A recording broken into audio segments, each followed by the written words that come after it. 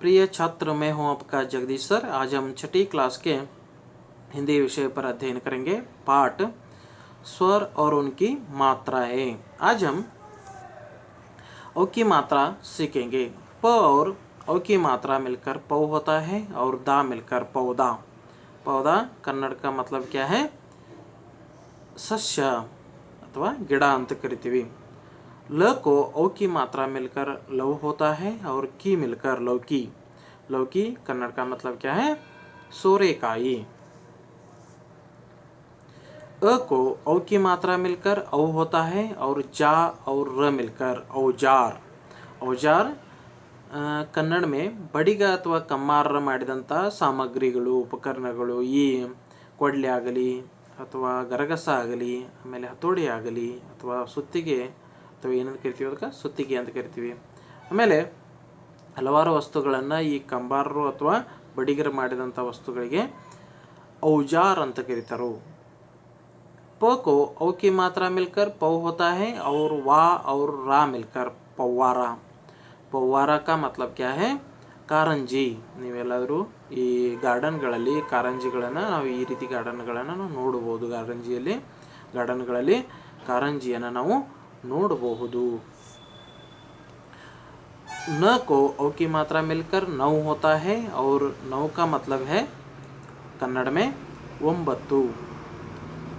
स को औ की मात्रा मिलकर 100 होता है और 100 का मतलब है नूरू। 100 का मतलब नूरू।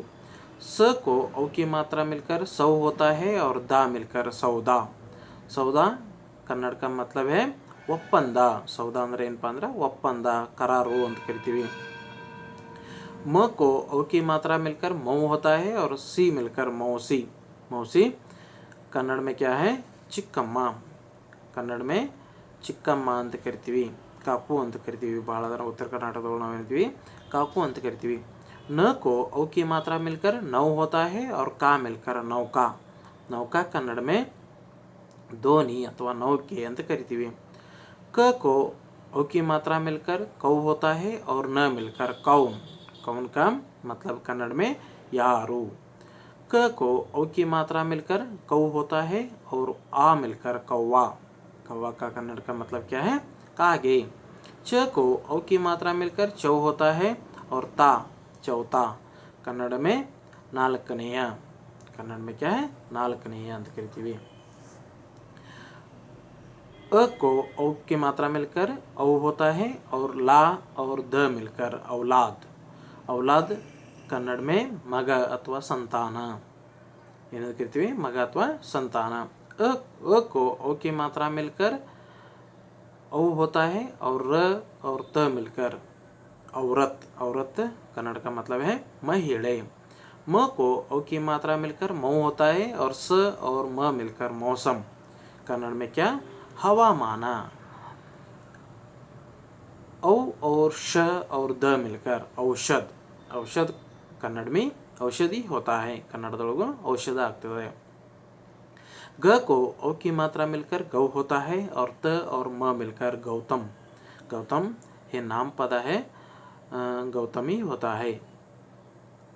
द को औ की मात्रा मिलकर दौ होता है और ल और त मिलकर दौलत। दौलत कन्नड़ में संपत्तु। त को औ की मात्रा मिलकर तौ होता है और ली मिलकर और या मिलकर तौलिया। तौलिया का मतलब है ಟವೆಲ್। ಟವೆಲನ್ನು ನಾವು ಬಟ್ಟೆ ಇದನ್ನು ಮೈಯನ್ನು ಒರೆಸಲಿಕ್ಕೆ ಉಪಯೋಗನ ಮಾಡ್ತಿರ್ತೀವಿ। च को औ की मात्रा मिलकर चौ होता है और की और दा और र मिलकर चौकीदार। चौकीदार का मतलब है कन्नड़ में ಕಾವಲುಗಾರ। ಹೊರಗಡೆ ಕಾವಲನ್ನು ಕಾಯ್ತಿರ್ತಾರಲ್ಲ, ಮನೆ ಹೊರಗಡೆ ಕಾವಲನ್ನು ಕಾಯೋರಿಗೆ ಚೌकीदार ಅಂತ ಕರೀತಾರೆ। अब हम अनुस्वार सीखेंगे। अनुस्वार आज हम अनुस्वार ही सीखेंगे। ग को अनुस्वार मिलकर गम होता है और टा मिलकर घंटा। घंटा कन्नड़ में क्या है? घंटे। ड को अनुस्वार मिलकर डम होता है और डंडा। डंडा का मतलब डम को डा मिलकर डंडा होता है और डंडा का कन्नड़ का मतलब है ದಂಡ ಅಥವಾ ಕೋಲು ಏನಂತ ಕರಿತೀವಿ ನಾವು ಕಟ್ಟಿಗೆ ಅಂತ ಕರಿತೀವಿ। श को अम की मात्रा मिलकर अथवा अनुस्वार मिलकर क्या होता है शम होता है और क मिलकर शंक। शंक कन्नड़ में शंक ही होता है। प को अनुस्वार मिलकर पम पम होता है और क मिलकर पंख। पंख का मतलब गरी। गरी क्या गरी अंत करिತೀವಿ। ह को अनुस्वार मिलकर हम होता है और स मिलकर हम्स। हम्स कन्नड़ में हम्स ही होता है। ज को अनुस्वार मिलकर जम होता है और डा मिलकर झंडा कन्नड़ में ध्वज। क को अम की मात्रा मिलकर कम होता है और बा मिलकर खंबा। खंबा का मतलब है कन्नड़ में खंबा। च को अम की मात्रा मिलकर चम होता है और दा मिलकर चंदा। चंदा का मतलब है चंद्र। अ को अम की मात्रा मिलकर अम होता है और डा मिलकर अंडा। अंडा का मतलब है मोटे अथवा तत्ती। स को अनुस्वार मिलकर सम होता है और संत मिलकर संत ही होता है। संत का मतलब संत अथवा सन्यासी अंत करिತೀವಿ। स को अम की मात्रा मिलकर सम होता है और ग मिलकर संग। संग अंद्र कन्नड़ में जोते।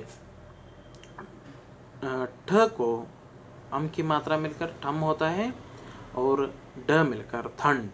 ठंड का मतलब है ಶೀತ ತಂಪು। ಈಗಂತೂ ಚಳಿಗಾಲದ ಏನಾದ್ರು ನಮಗೆ ಶೀತ ತಂಪು ಹತ್ತಾ ಇದೆ।